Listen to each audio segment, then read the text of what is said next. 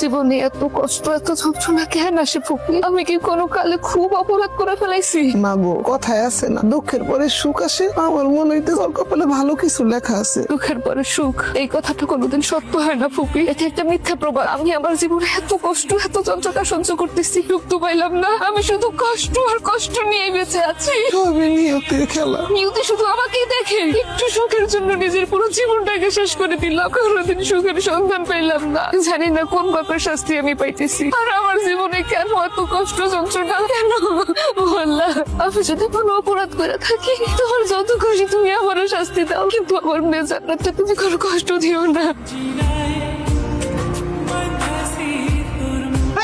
আরে কি করতেছ এসব? তোমার এত বড় সাহস, তুমি এই মেয়েটার জন্য আমার গায়ে ধাক্কা দিলা? হ্যাঁ মারছি। এতটুকু বাচ্চারে কেউ এভাবে মারে? অমানুষ কোথাকার। দরকার পড়লে আমি আরে গলা টিপা মারে। আমার ঘরে কোনো সতীনও থাকবো না, কোনো সতীনের সন্তানও থাকবো না। কি বলতেছো তুমি এসব? চিন্তা ভাবনা করে বলতেছো? কোনো চিন্তা ভাবনার কিছু নাই। তুমি আমার ঘর থেকে এক্ষুনি এই মাইয়ারে বাইর করো। দেখো, আমি তোমাকে বারবার বলছি ওরে আমি পার্কে ঘুরে পাইছি, আর জান্নাতের মাকে আমি কোথাও খুঁজে পাই। আর এতটুকু বাচ্চা কোথায় যাবে, কার কাছে যাবে? এই জন্যই তো আমি আমার সাথে করে নিয়ে আসি। আর তুমি কি না এতটুকু বাচ্চার সাথে এরকম আচরণ করতেছো? বাহ, কত সুন্দর করে কথা কইতাছো। মনে হয় তোমার এই গল্প শুনে আমি একটা বড় সিনেমা বানাবো। বিশ্বাস করো আর অবিশ্বাস করো, এটা একান্ত তোমার ব্যক্তিগত ব্যাপার। তবে আমি তোমার শেষবারের মতো করে দিতাম, তুমি ফার্দার যদি আর ওকে একটা হাত তোলো। আমার সুখের সংসারে যদি এই মেয়েটার জন্য কোনো অশান্তি হয় না, তাহলে আমি কাউকে ছাড়বো না বলে দিলাম। সুখের সংসার বিয়ে করছে আজকে 5 বছর, এখন পর্যন্ত বাপ ডাক শুনতে পারলাম না। আরে কতটুকু সুখে আছি এটা তো আমি জানি।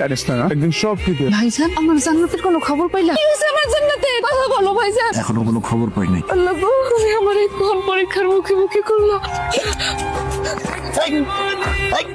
তুই যদি এইভাবে সারাক্ষণ কাঁদতে থাকো, সেটা তো অসুস্থ হয়ে যাবে। তুই নিজের একটু বোঝা। আমি কেমনে বোঝাবো ভাইজান? আমার যে বোঝানোর মতো ক্ষমতা নাই। আমি যে জান্নাতকে এক মুহূর্তের জন্য আমার চোখের আড়াল করতে পারি না। জানি রে বোন, জানি যে মানুষটা বুঝ হওয়ার পর থেকে মৃত্যু করে দিচ্ছে আপন জনের জন্য, কিন্তু সে আপন জনেরই পায় না। সেই মানুষটার শেষ ভরসা তার একমাত্র মেয়ে, একমাত্র আপন। সে যদি হারায় যায়, তখন তার ভিতরটা যে কেমন লাগে, কতটা আল্লাহ ছাড়া কেউ জানে। ভাইজান, তুমি আর একটা বার চেষ্টা করবা।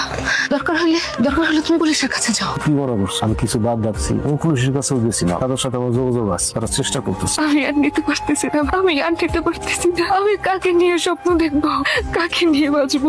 আল্লাহ গো, তুমি আমার একটু রকম করো, আল্লাহ একটু রকম করো।